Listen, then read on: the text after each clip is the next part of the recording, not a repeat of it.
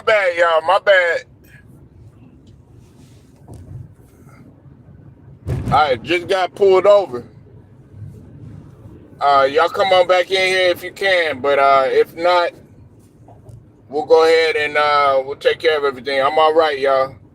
I'm all right. You know, you gotta be wary of everything now, especially when you get pulled over, man. So I had to make sure I had the camera on. I'll give y'all a couple minutes so y'all can get back up in here, man. Everything's all good. We all good. I'll give y'all a minute and then we get back. We'll get back to the topic at hand. Like they doing everything they can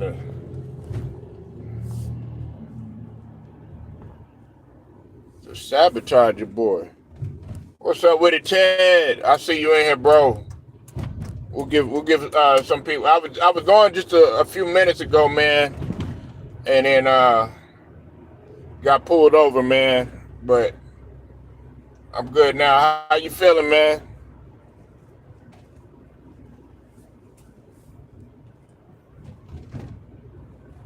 Hope y'all doing all right, man.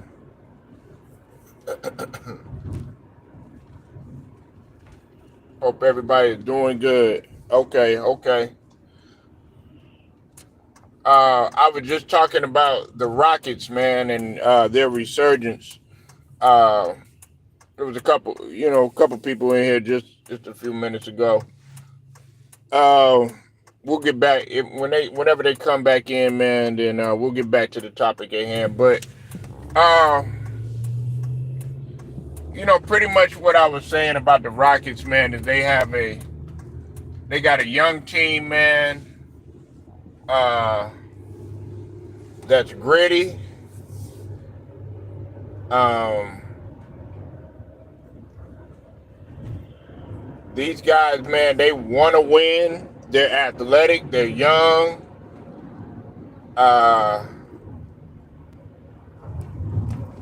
and the thing about it too, that's very slept on about the Rockets this season. See, a lot of people are they're trying to take this Rockets team lightly just because they're young. But see, earlier when I was watching First Take, right? When I was watching First Take, I want to give you a prime example of how guys like Skip don't really know basketball as well as they think they do. Now, Paul Pierce does. And you know what? As much as I get on Keyshawn a lot, Keyshawn, at least, the thing I respect about Keyshawn, you said Rockets play defense. Yeah, exactly. And just before I had stopped the other live, Ted, I was just talking about Dylan Brooks, man.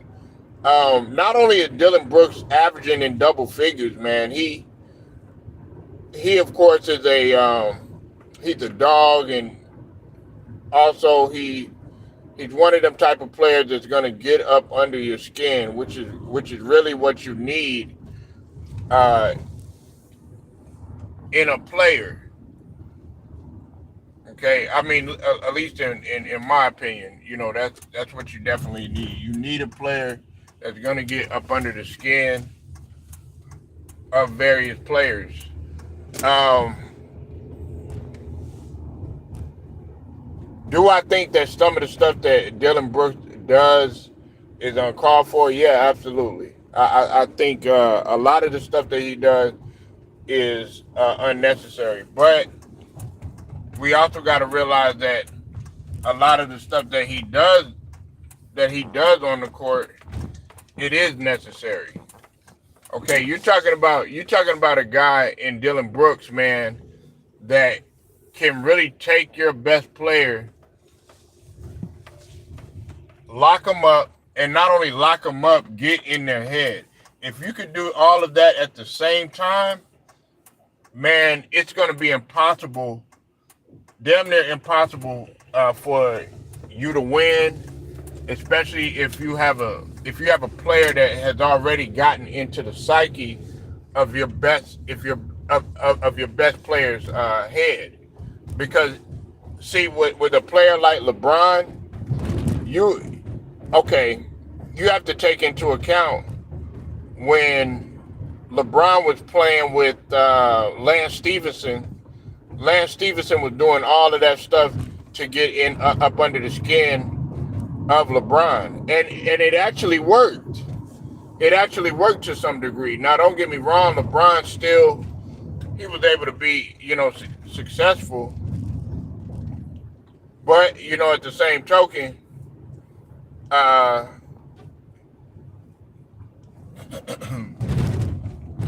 Lance Stevenson did a good job of getting into up under the skin of LeBron, and that's what you needed to see. This young Rockets team have adapted and bought into what Ime Udoka is selling. Okay, now a lot of people were unsure if Ime Udoka was going to be able to turn this thing around, and he's proven that he could. It happened the same way when he was at Boston. When he was at Boston, things started off a little slow. They started off a little rough, but guess what? They ended up going to the finals. He ended up going to the finals and took a lot of criticism too. Ime Udoka took a lot of criticism. That's what people got to understand. It wasn't like, okay, he went in there and stuff. People were criticizing him about a lot of things, but he stuck with it, and they ended up making the finals. Man. So when you look at this, Rockets team, and Ted, AD right now, man, AD is really showing who is the best player on that team right now against the Bucks. As I'm watching it, you said Boston was balanced with Udoka. Yeah, they were balanced. They were definitely balanced. He wanted. That's what you got to love about Udoka, and I like what he's doing. Listen. You got 5 guys in double figures. Okay, you got because you got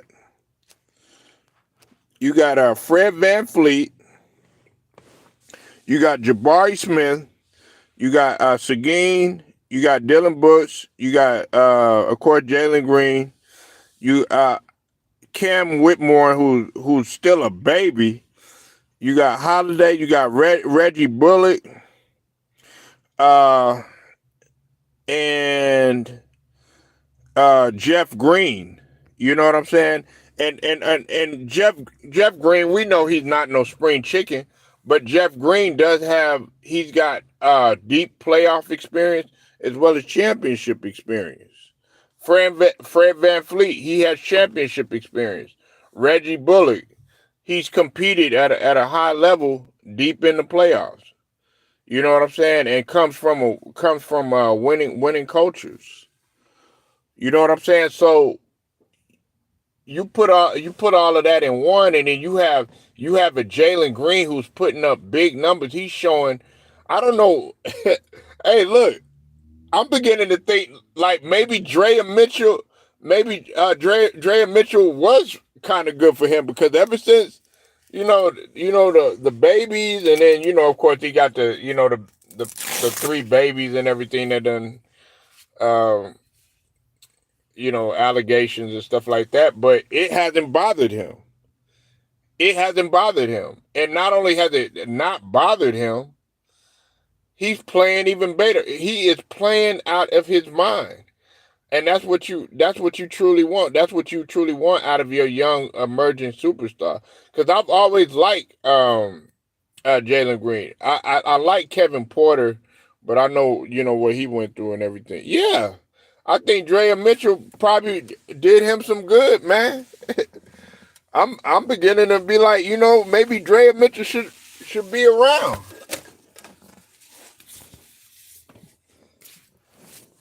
That's That's what I'm saying right now, man. I'm like, okay, well maybe she should stay. If hey, look, if he gonna play like this, shoot, she might as well just go ahead and stay around. But nah, seriously though, I think okay, with like Ime Udoka, right? See, what we also got to understand too is that Ime Udoka went through his fair share of adversity. You know what I'm saying? Of course, with the whole Nia Long situation and stuff. So it's like he's not going to judge anybody on. He all he wants you to do is just show up on the court. That's all he wants to do. Cause I mean, Ime Udoka, man, he was an NBA player himself, so he knows the ups and downs. He knows NBA culture. He knows what these guys go through. He knows the trials and tribulations. He knows how to, being battle tested. You said gold dust is good for Dylan. Yeah, man. Hey, look, man. Oh man, I don't even hey, look, man. I don't even want to go there, man. Ted, man, you be pulling that stuff out, man. But um, look, Dylan Brooks, man, he's hooping. You know what I'm saying? Like I haven't forgot about that though. You know what I'm saying? I don't think anybody has forgot about that. But at the same time, you know what I'm saying? They winning. You know what I'm saying? They winning, and they doing it. Listen, they're doing it in a fashion that's convincingly. Um, Listen, they're winning like okay. It's not like they're just okay. They're winning by a couple points or anything like that, man. Like when they beat the Jazz, I mean they blew the Jazz out. You know what I'm saying? And I know it's just the Jazz. I know the Jazz aren't you know they're not like the OKC Thunder, or they're not Minnesota Timberwolves, or they're not the Denver Nuggets, or they're not um, like any of the upper echelon teams. But this is the thing that I was getting ready to say about like a guy like Skip Bayless, who really doesn't truly know or what he's talking about up there. Skip Bayless, I heard him say something about Orlando this morning. Okay, he has to understand that. Okay, when he was talking about how y'all have to play, I'm talking about the Lakers now, Ted. How y'all have a tough schedule ahead of y'all, because I think y'all have Orlando on there. He was like he's looking at Orlando as if y'all are just gonna go in there and just run over Orlando. Orlando is not to be played with, and that the reason why I bring that up is because the way that you used to look at the Rockets, you can't look at them like you used to anymore. You can't. You can't look at the Rockets like you once used to. Oh yeah, we're just gonna go in there. Nah, this is a young team that's scrappy. They've adapted to what Ime Udoka is selling. They're also what I do notice about them too is they're having fun too. They're having fun. Jalen Green, all that stuff that he got going on and stuff like that, off the floor and all that other stuff, they're still having fun.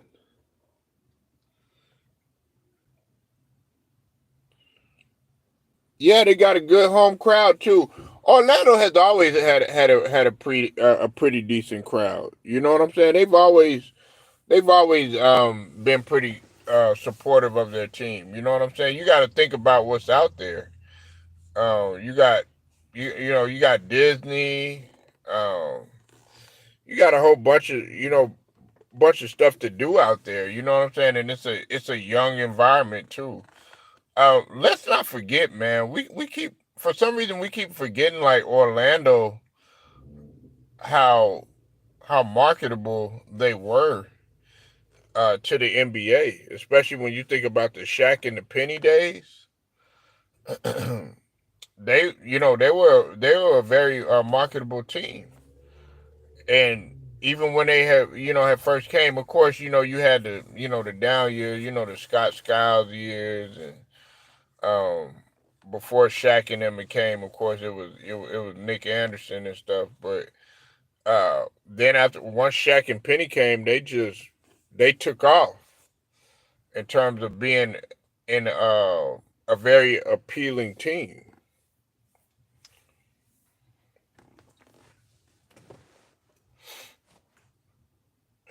So yeah, the Rockets, man, they're not to be played with, man. Everybody thinks that this Rockets team is, and they're on the verge when they play tomorrow, because this is going to lead me to my next point, talking about the situation. First, I'm gonna talk about Curry, and I'm gonna talk about Curry, man.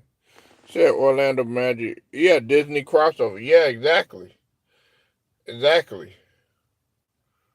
And we got to think about pretty much,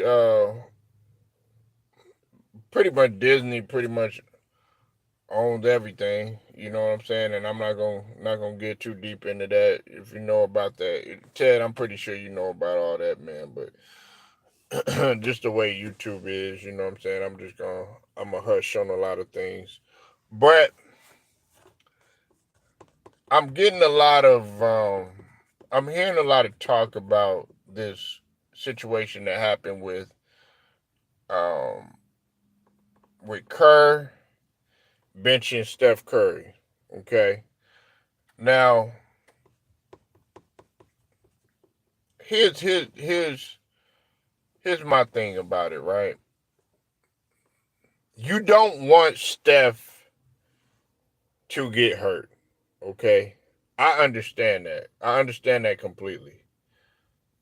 Um, you are playing for your play in life, right? You're playing for your play in life, not just your playoff life. You're playing for your play in life, okay? What we got to understand is there's kind of you're torn now, because at the same time you want to be able to make that play in and everything, and you feel that you got the horses to run with and everything, but at the same token you're taking a risk, because we already know that if Curry gets hurt, man, let's just call it what it is. The Golden State Warriors, they're gonna be shit out of luck. They're gonna be shit out of luck, man. They're gonna be shit out of luck, man, because you already got guys on there that are, that have been beat up for, some of their careers. When we talk about a guy in Chris Paul, when we talk about Draymond, and when we talk about Thompson.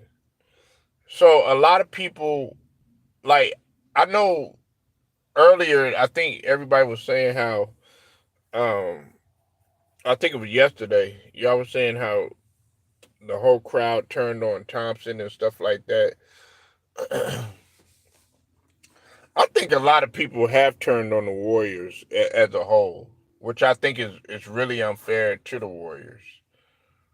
Okay, because the Warriors, we gotta we you have a lot of people aren't taking into account how successful and how far the Warriors have gone for so long. You know what I'm saying? This is a team that we're talking about that has either been deep in the playoffs year after year, or they've been in the finals year after year. We have to understand that some of these guys got mileage on them, and Clay was never the type to miss a lot of games.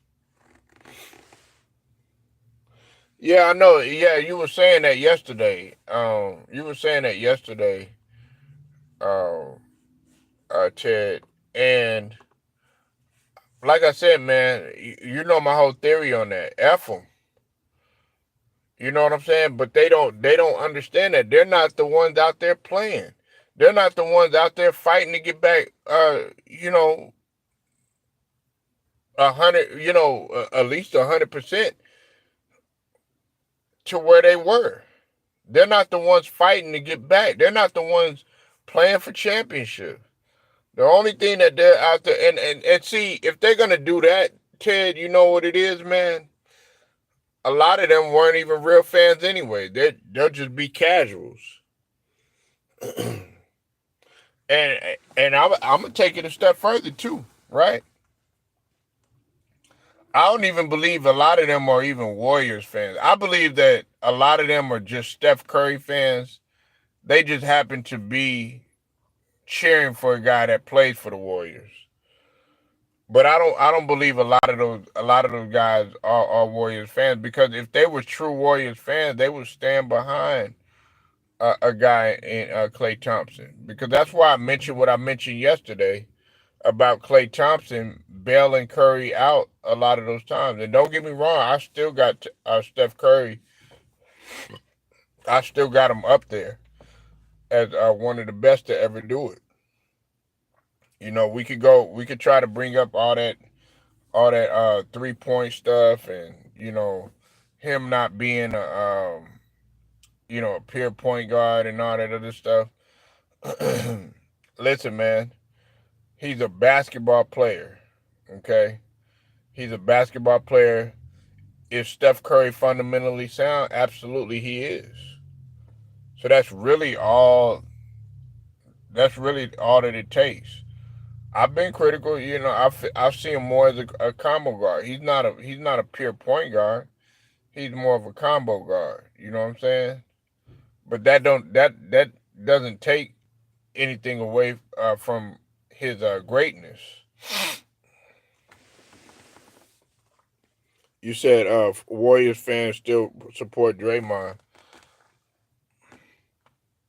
You know, and you see, I just feel like it's all wrong. Listen, they could go ahead and keep doing that. You know what I'm saying, Ted? Because if they keep doing that, they gonna let a good thing slip up out of their hands. They gonna let a good thing slip up out of their hands. Some people would be like, "Oh, so what? He's gone and everything like that." If Clay leaves, you know what I'm saying. You might as well listen. If Clay leaves, you might as well just go ahead and begin the rebuild process. If the Warriors lose this season, might as well just go ahead and rebuild. You might as well just go ahead and start over. Might as well just go ahead and start over. Do I see one ring in Curry? Possibly, possibly. But we got to understand, man. Curry, he's not young anymore. You know what I'm saying? And he's got a lot of mileage on his body. He's had a lot of injuries. Now, has he had any major injuries? No, but he's always had problems with that ankle. We always talk about LeBron having trouble with his ankle and all this other stuff. Curry is the one that's had trouble with his ankles. It's been Curry that's had trouble with his ankle. He came in having problem with his ankle. We already talked about that.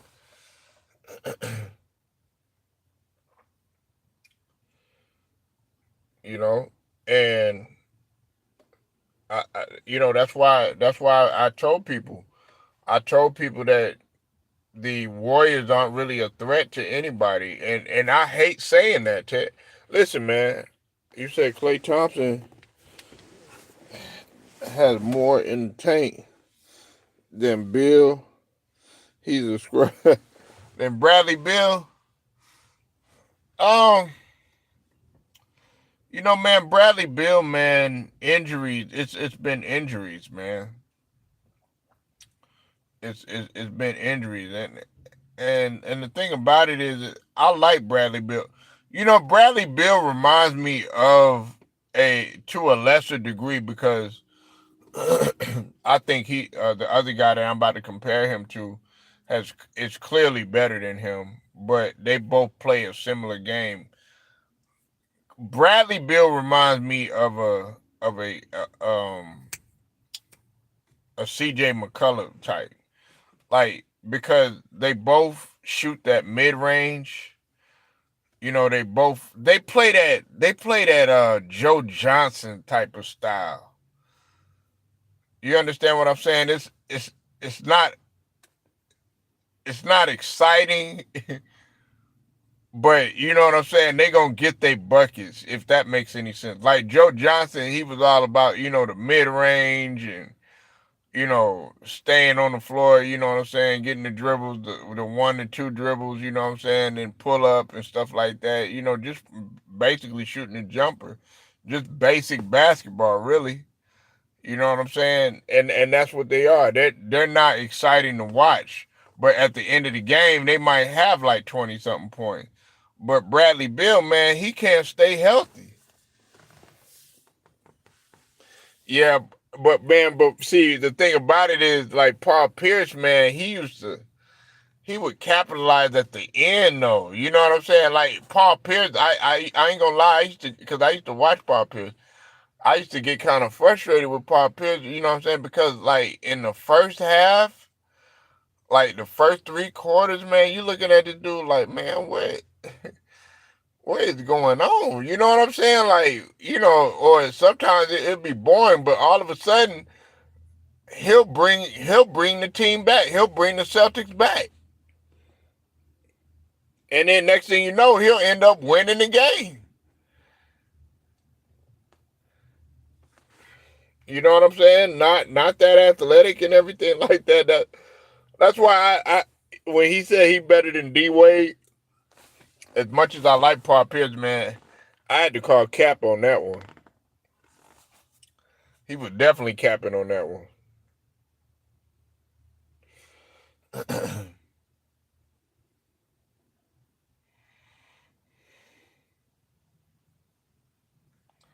Yeah, man. Um, and I guess, man, I was gonna get into this one, man, but this is like a little preview, man. I'm gonna get into it right now, though, man. I gotta ask, man. I got to ask. Do y'all think that Andre Iguodala is a Hall of Famer? Okay, I have to ask. We're talking about a multiple time champion. Nope. You don't think he's a Hall of Famer? You said nope real quick.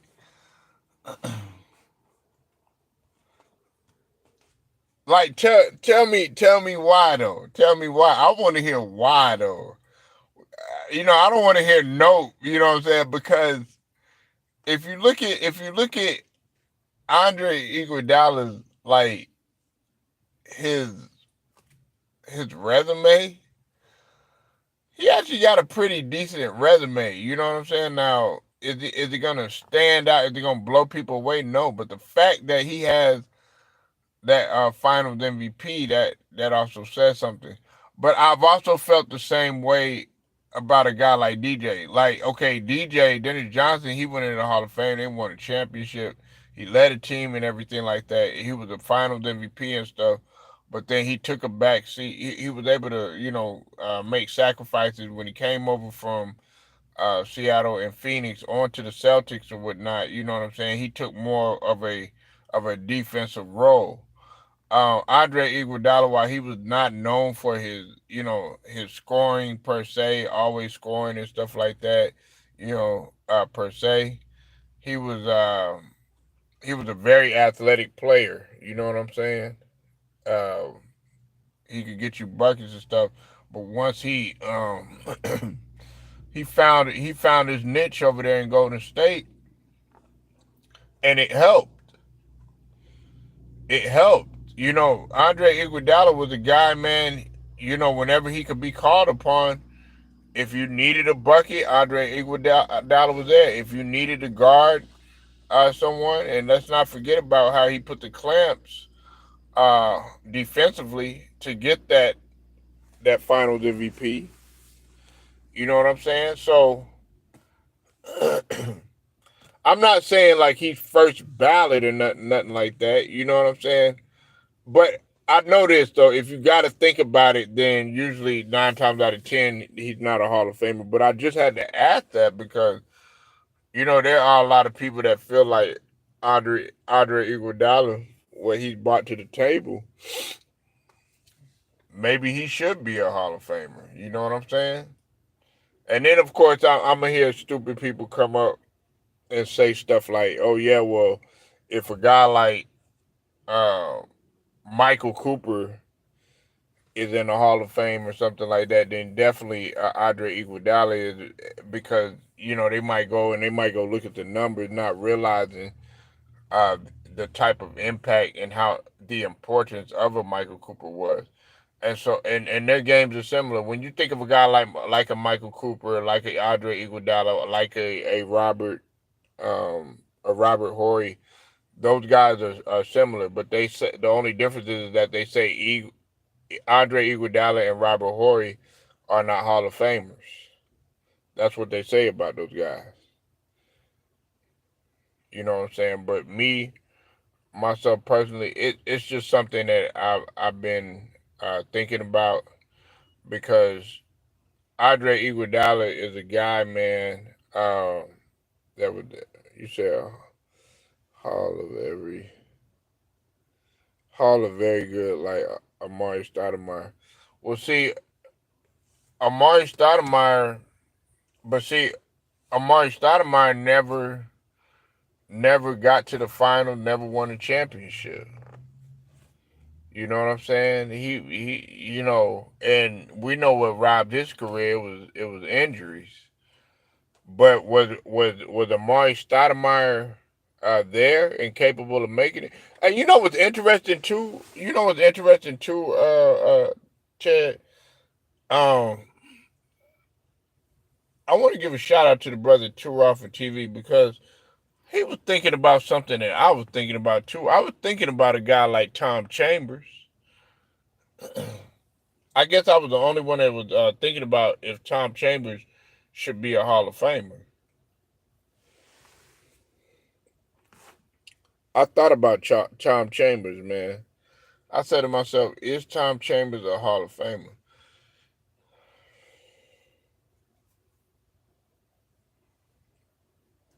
Yeah, but see, um, cause I don't think Tom Chambers didn't. He didn't end up winning the championship. I don't think he didn't win a championship. He ended up going to the he was on that finals team though. As an older, I know he was real good with he was good with the Supersonics, and of course with his early days with the Phoenix, until he finally was able to get some help. Cause he put over 20,000 points. He got over 20,000 points, didn't he?